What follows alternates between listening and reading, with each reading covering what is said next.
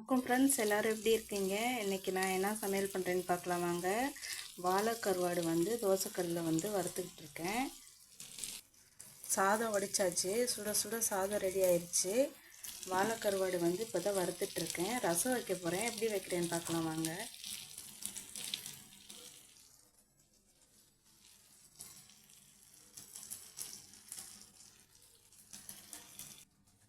இங்கே பாருங்க ஃப்ரெண்ட்ஸ், ஊறுகாய் போட்டு மழைனால பாதி ஊறுகாய் வேஸ்ட்டாக போயிடுச்சு, பூசணம் பூத்த மாதிரி. சரி, இதை தூக்கி போடணும். எப்படி ரசம் வைக்கிறேன்னு பார்க்கலாம் வாங்க. இப்போ இந்த மாதிரி குட்டி குட்டியாக பட்டர் அமுல் வாங்கி வச்சுருக்கேன் நான்.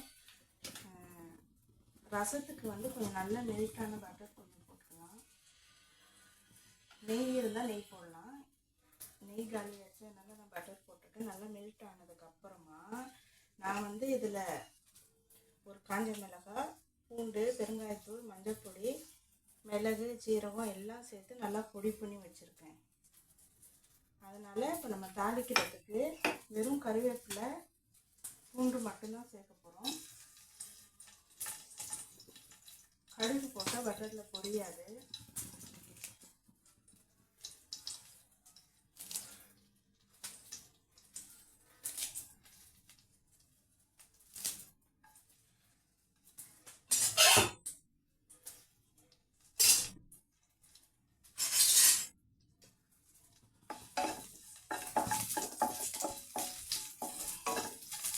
கொஞ்சமாக தான் போடணும், நிறைய எண்ணெய் மிதக்கக்கூடாது ரசத்தில்.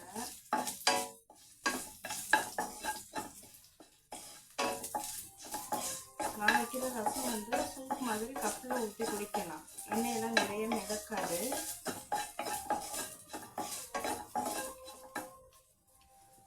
சர்ச்சில் பெல் வச்சு பாருங்க, சவுண்டு கேட்குதா?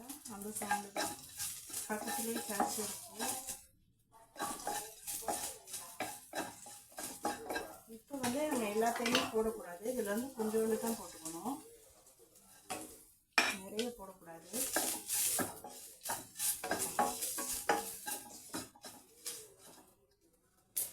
இப்போ புளி தண்ணி ஊற்றிக்கலாம். புளி தண்ணி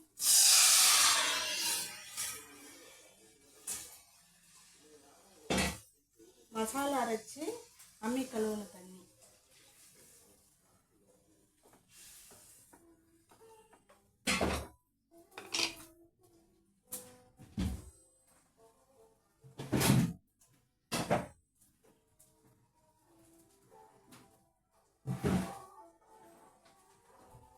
ரெண்டு தக்காளி நல்லா கழுவிட்டு இதில் பிசைஞ்சு விட்டுக்கலாம்.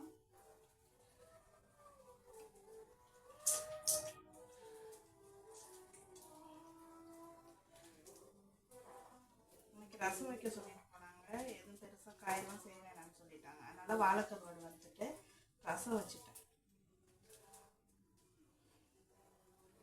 இப்போ இந்த பவுடரை தூக்கிடுங்க.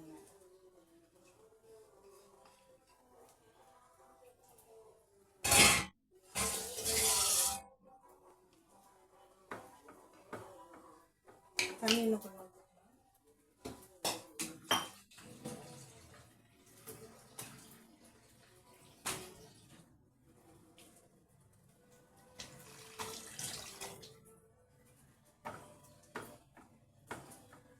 பூண்டு நம்ம மிக்ஸி ஜாரில் போட்டு அரைச்சிருக்கோம். மிளகு ஜீரமெல்லாம் அரைக்கும் போது இருந்தாலும் ஒரு 4-5 பூண்டு இப்படியே அம்மியில் வச்சு தட்டி போட்டுக்கிட்டா பார்க்க நல்லாயிருக்கும், டேஸ்ட்டும் நல்லாயிருக்கும்.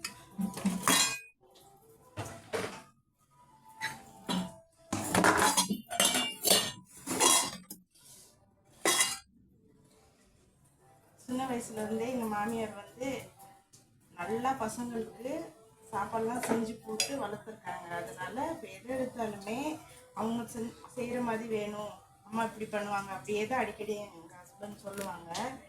அதனால முடிஞ்சளவு அவங்களவுக்கு இல்லாட்டியும் ஓரளவு நல்லா செஞ்சு கொடுக்கணும் அப்படிங்கிறனால ஒரு சில பார்த்து பார்த்து செய்ய வேண்டியதாக இருக்குது.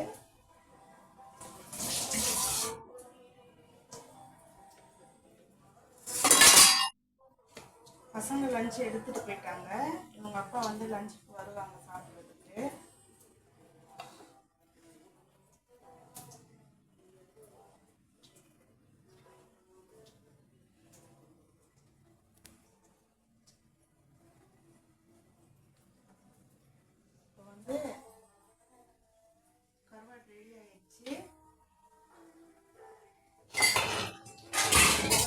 நல்லா கொதிச்சதுக்கு அப்புறமா கொத்தமல்லி தழை தூவி இறக்கிட்டா ரசம் சூப்பராக ரெடி ஆகிடும். வந்து கொதிக்கட்டும் ஃப்ரெண்ட்ஸ். அவ்வளோதான். இன்னைக்கு வந்து எங்கள் வீட்டில் வெள்ளை சாதம், வாழைக்கருவாடு வறுவல், ரசம். பிடிச்சிருந்தா மறக்காமல் லைக் பண்ணுங்கள் ஃப்ரெண்ட்ஸ் வீடியோ. தேங்க்யூ.